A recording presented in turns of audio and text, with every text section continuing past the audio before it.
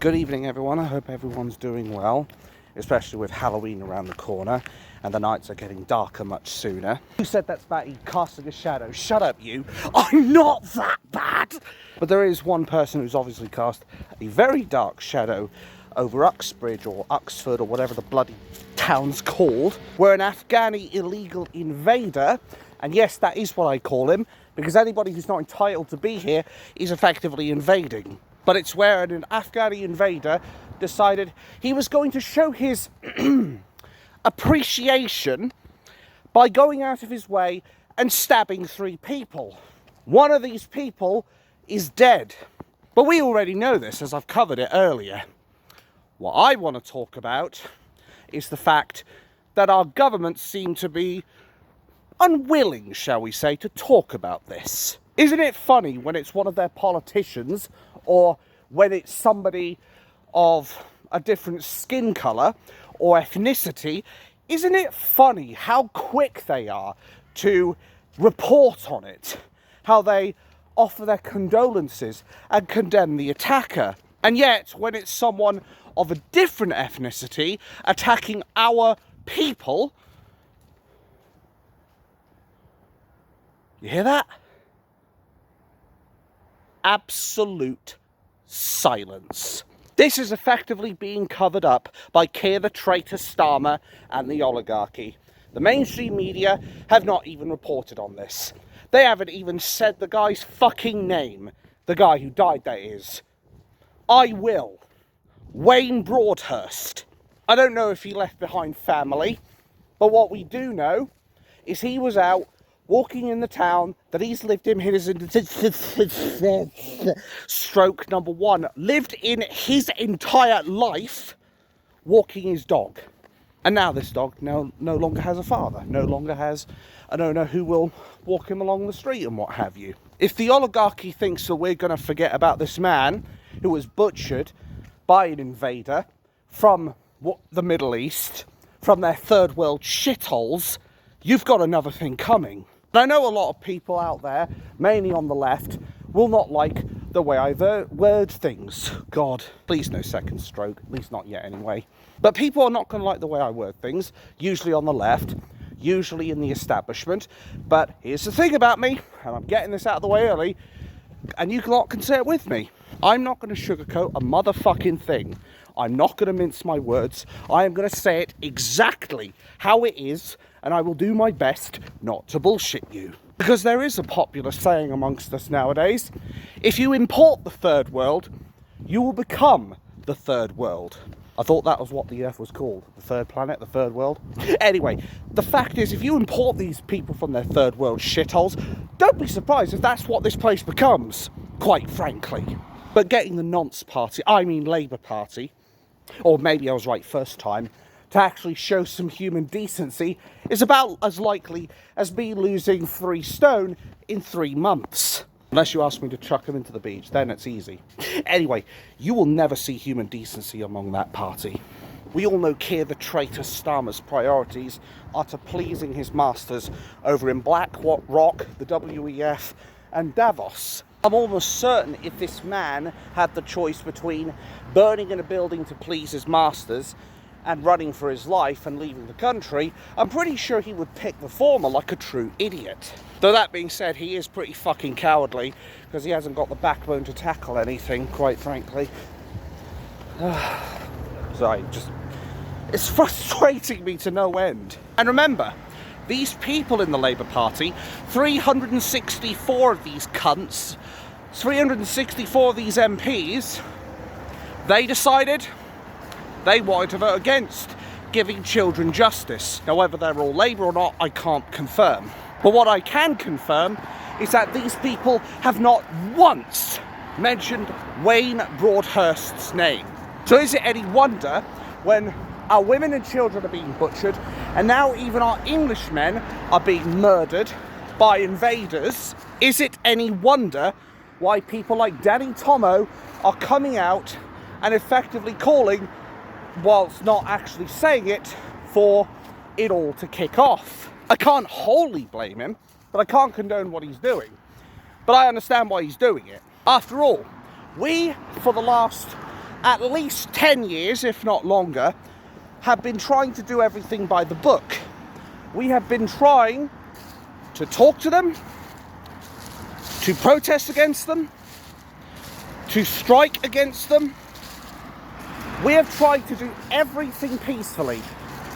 But when every single time they turn their backs on us, or every single time they stick a middle finger up at us, what do you think that tells us? I know what it fucking tells me.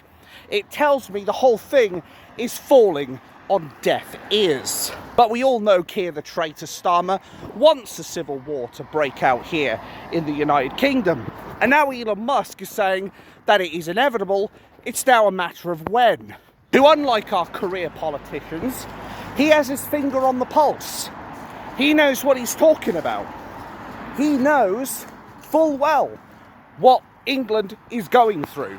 And now, because of all of this treachery and deceit, and this is another Englishman who's dead, I suspect it won't be long before good men and women take to the streets, and this time it won't be to talk to Keir the traitor Starmer, it won't be to protest against Keir the traitor Starmer, it will be the beginning of a revolution.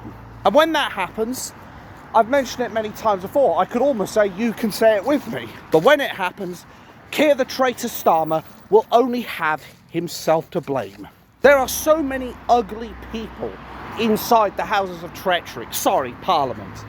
Or again, maybe I was right first time. And I'm not even talking looks, although some of them look like they've been through a wood chipper. But no, these people are ugly and rotten within, with a heart which is blacker than the purest of onyx stones, and none of its value.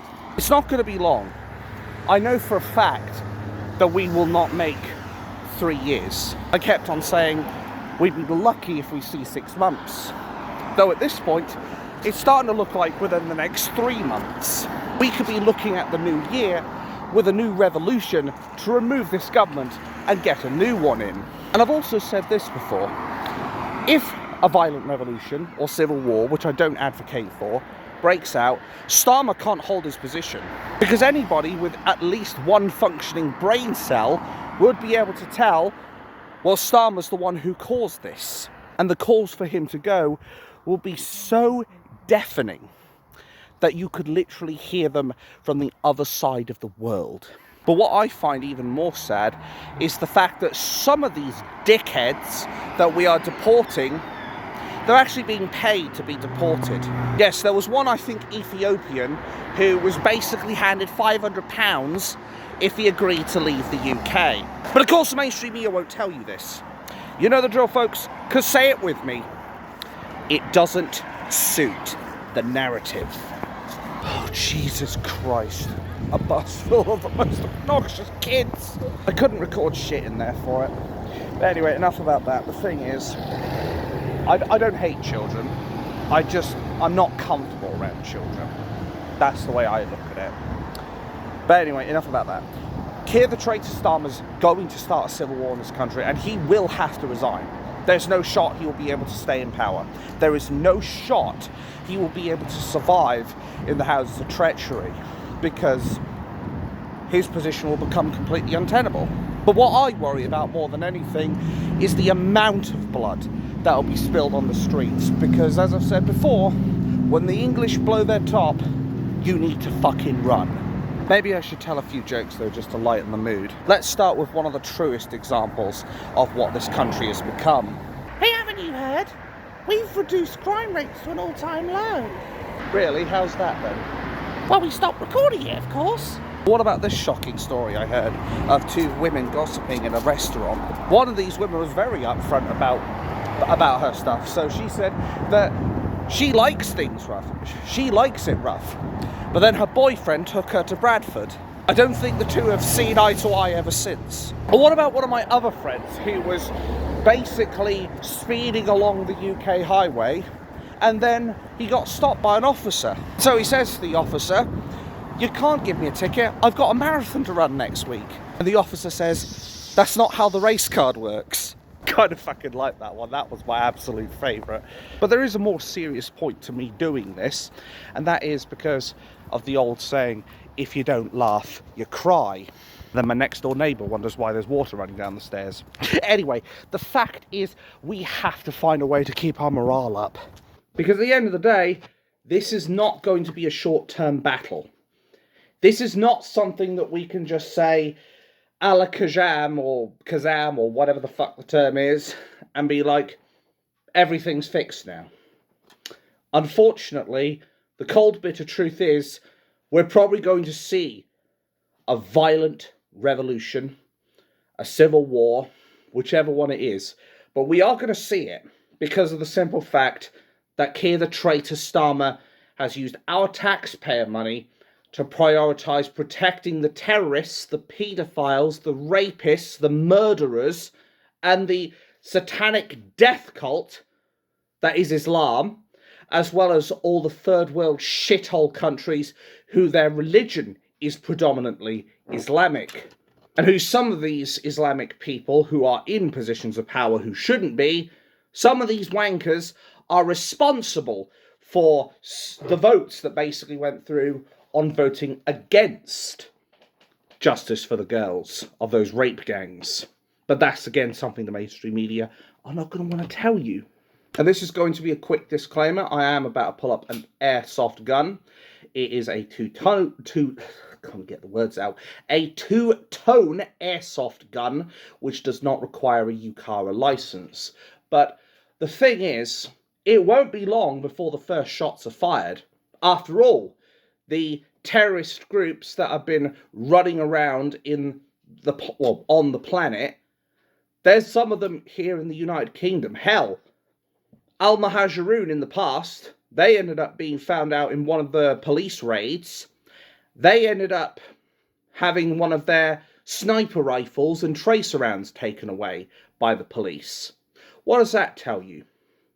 But do you know that, yes, we may have the strictest gun controls in the entire fucking world, you could probably say, but here's the thing. There's probably a few people who are armed with handguns. There are probably people who are armed with shotguns, legally or otherwise. There are people who are arming themselves right now. There are people whispering in pubs. More and more YouTube channels are coming out and saying it. People like Nick Buckley, channels like Combat Ready HQ, people like Dan Wootton, people like myself, people like Paz49, people like Dino Bane, people like the Anglo-Saxon bloke. Just to name a few. More and more YouTubers and channels are coming out and saying that civil war is inevitable.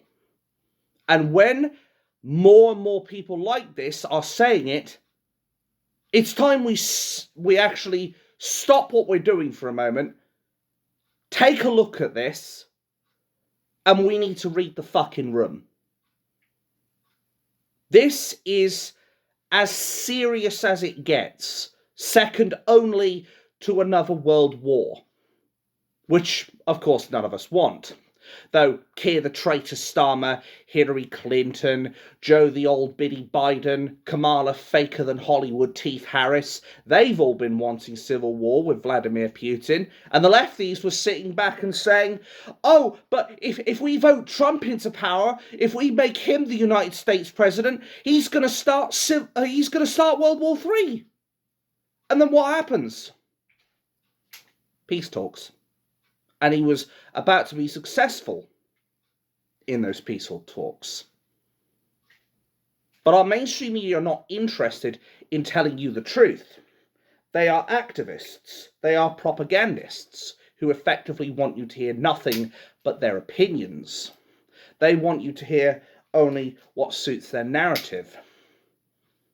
We have already seen in America Trump have 3 attempts, 1 actual attempt and 2 prevented, but we had 3 attempts at Trump's life.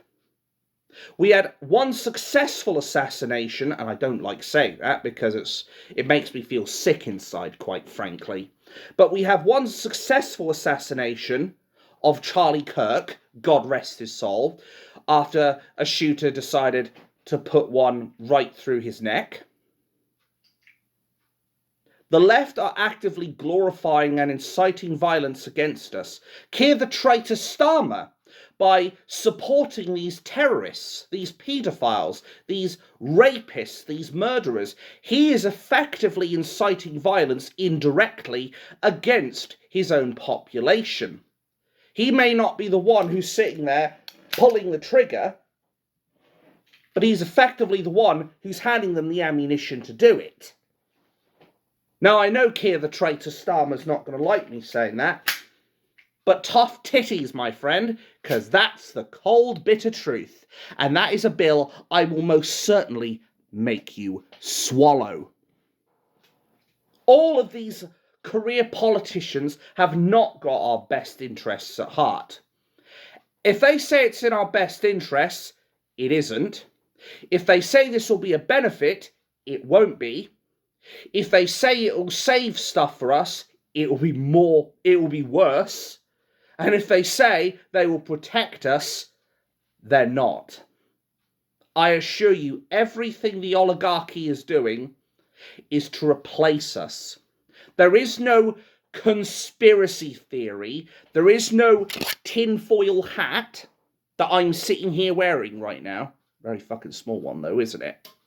Anyway, there are no tinfoil hats here. We are seeing systematic replacement of the indigenous Christian population. The English population is being replaced by Middle Eastern people. People from third world shitholes predominantly. And these mullahs know full well, they've categorically said it, their greatest weapon is not a gun, it is not a knife. It is not one of these fucking things. Their greatest weapon is the mother's womb, or a woman's womb, rather. And they are breeding like rabbits, let me tell you. They even started trying to celebrate that they were basically outnumbering us, or trying to outnumber us. They're sitting here basically saying, we're conquering your country. We're taking over the United Kingdom. They are effectively pulling up a megaphone and practically yelling it at the top of their fucking voices. And yet Keir the traitor Starmer and the whole establishment haven't got a collective brain cell amongst them that sat back for a moment, looked at that picture and thought, wait a minute, something's not right here. Not one of them have the initiative to realise that Islam isn't here to integrate. It is here to dominate. It is here to replace us. It is here to destroy all other walks of life. And I don't think running will help either. Anyway, they're here to destroy us. They're not here to cooperate with us. But Keir the traitor Starmer, being the useful idiot in their definition of Labour, he's too busy handing them the cash. He's too busy handing them the guns, the ammo, the firepower they need to effectively destroy us all. What do you think's going to happen when they get enough weapons? Or if they infiltrate every single fucking city in this country and they coordinate a mass attack? This country will end up falling, just like that. But that's what Keir the traitor Starmer wants. And he wants a civil war, despite the fact it would cost him his job. They are literally the very definition of the turkeys celebrating Christmas. There isn't a single perpetual bollock amongst those members of treachery. You would find more balls on a frog who's been basically neutered. None of these guys will do what's right for the country. Why do you think people like Danny Tomo now are coming out and actively saying, we must answer the call, we must be prepared, we effectively must prepare for what's coming? And more people will end up coming out and saying, we must prepare for what is coming.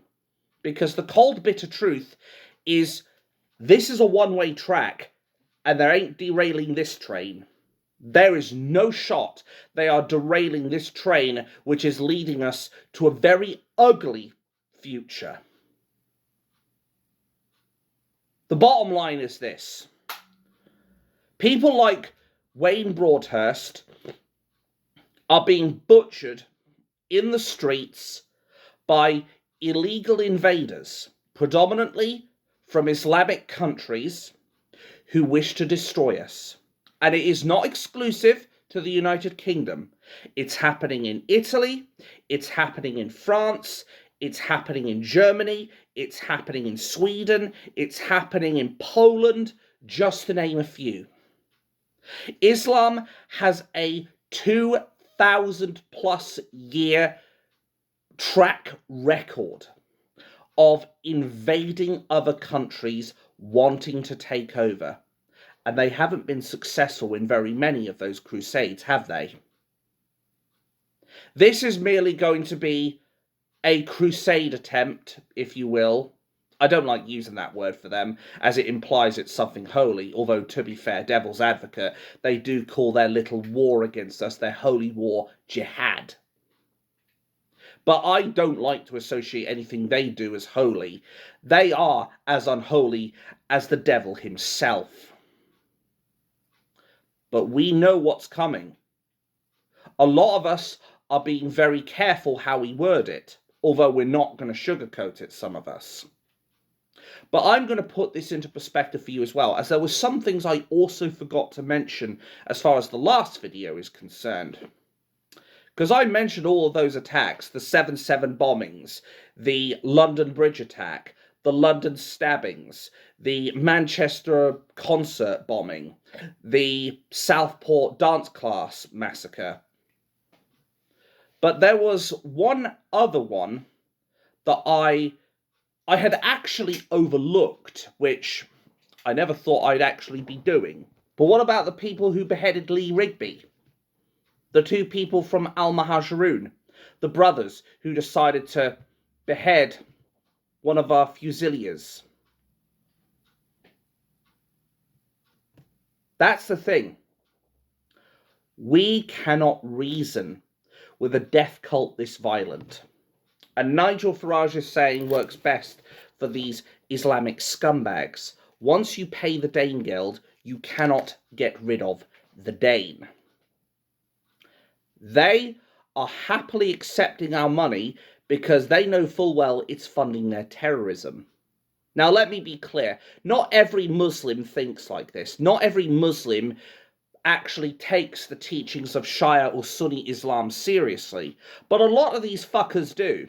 And unfortunately, there aren't many people in the Islamic community who are willing to call out the reprehensible behaviour of their so-called brethren. Also bear in mind that when people turn away from Islam, including people like Candid from